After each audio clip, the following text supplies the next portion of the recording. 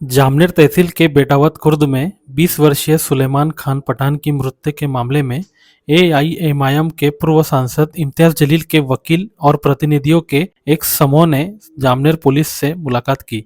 इस मौके पर एआईएमआईएम के प्रदेश महासचिव समीर साजिद बिल्डर, वरिष्ठ वकील एडवोकेट खिजर पटेल और निरीक्षक शारिक नक्शबंदी समेत कई पदाधिकारी मौजूद थे।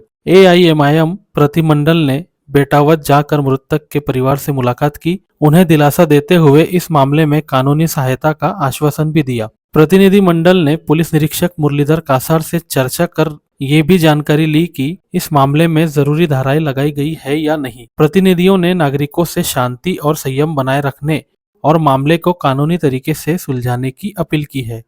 जकी अहमद, खानदेश टाइम न्यूज़, जलगांव। एमआईएम का जिम्मेदार हूँ और यहाँ पर इम्तियाज जलील साहब और असद साहब के भेजने पर हम लोग यहाँ पर आए हैं। जैसे ही हम लोगों को कल ये खबर लगी है कि आपके जो जामनेर में है, यहाँ एक हेट क्राइम के तहत एक मुस्लिम लड़का है जुनैद सुलेमान, जिसकी उम्र 20 साल है, उसको महज इसलिए मार दिया गया है कि वो उस पर इल्ज़ाम है कि वो किसी गैर मुस्लिम से बात कर रहा था। तो ये हेट क्राइम है और हेट क्राइम के चलते ही इसमें जो है पुलिस वालों ने बराबरी से 103(2) का जो सेक्शंस है वो लगाया है, जो ये बतलाता है कि ये जो क्राइम हुआ है ये नफरत के बुनियाद पर, मजहबी नफरत के बुनियाद पर हुआ है। आज हम लोग औरंगाबाद से इम्तियाज जलील साहब और असद साहब के बोलने पर यहाँ पर आए। जो मकतूल है उसके घर पर गए, उसके वालिदैन से, उनके घर वालों से हमने बात की। इस मामले में पहले तो जामनेर में ये लोगों ने उस बच्चे को मारा और मार कर उनकी हिम्मतें देखे आप कि उन्होंने 15 किलोमीटर उसके गांव पर वहां लेकर गया। और इसमें सबसे ज्यादा दर्दनाक पहलू ये है कि जब वो घर पर गया, उस चौक में छोटे से गांव है यहाँ से बेटावाद, उसमें जब उस बच्चे को मार रहे थे तो उसका एक बूढ़ा दादा, उसकी 2 बहनें, जिसमें से एक प्रेग्नेंट बहन थी, उसकी वालदा और वालिद, इन लोग जब उसको बचाने को आए हैं तो वो लोगों ने, दरिंदों ने उनको भी मारा है।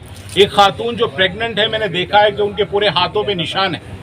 वो सारी कहानी हम लोग, ये पूरा मामला सुनने के बाद हम पुलिस स्टेशन आए, पीआई साहब से हमने तफसीली बात की है और पूरे इन्वेस्टिगेशन जो अब तक जो चल रहा है उस पर टेक्निकली हम लोगों ने देखा है। एक चीज आप इस बात के लिए अश्योर रहे कि इंशाअल्लाह अजीज हम लोग इस मैटर को छोड़ेंगे नहीं। इस मैटर को प्रोफेशनली, टेक्निकली हर लाइन से हम देखेंगे ताकि महाराष्ट्र जो प्रोग्रेसिव स्टेट है इसमें यहाँ पर ऐसा वाकया फिर ना हो। और जिन लोगों को इसमें अरेस्ट किया गया है और जो अरेस्ट होने वाले हैं, इनको जब तक कैफर किरदार तक हम नहीं पहुंचाते हैं, हम खामोश नहीं बैठेंगे इंशाअल्लाह।